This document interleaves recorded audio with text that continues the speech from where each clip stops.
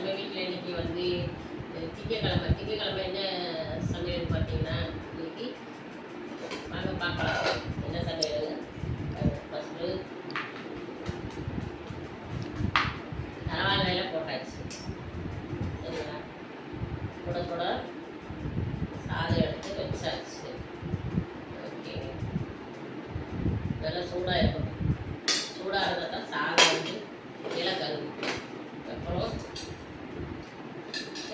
எப்போவுமே வந்து வெள்ளிக்கிழமை தான் சாம்பார் வைப்போம். இந்த வாரம் வெள்ளிக்கிழமை சாம்பார் வைக்கல. அதனால வந்து இன்றைக்கி வந்து திங்கக்கிழமை வச்சாலான்னு வச்சாச்சுங்க. முருங்கைக்காய் சாம்பாருங்க.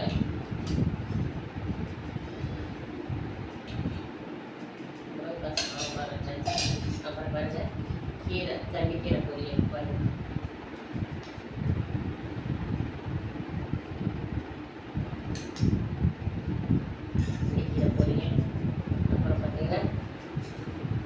கிட்ட கொண்டாந்து போவீங்க கல்பாசம்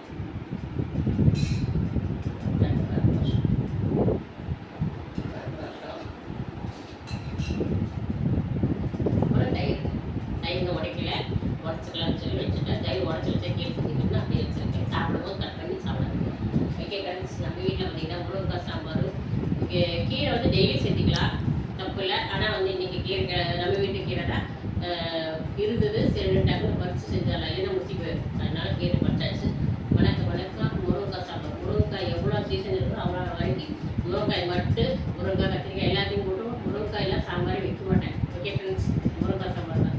சாப்பிடலாம் வாங்க, நான் சாப்பிட போகிறேன் வாங்க, நீங்கள் சாப்பிடலாம். கொஞ்சம் நிறைய ஊற்றிக்கலாம். சரிங்களா, இப்போ நம்ம சாப்பிடலாம். இப்போ கொஞ்சம் பொரியல் வச்சுக்கலாம்.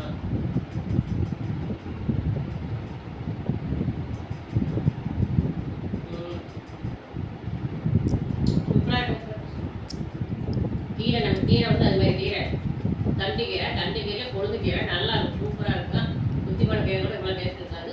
தண்டு கீரைங்கிறதுனால நல்ல டேஸ்ட் நல்லா இருக்கும், சூப்பராக இருக்கும். தண்ணிக்கு முத்திரி கீரையெல்லாம் புடிங்க வச்சுருக்கோம் வேணாம்னு சொல்லி.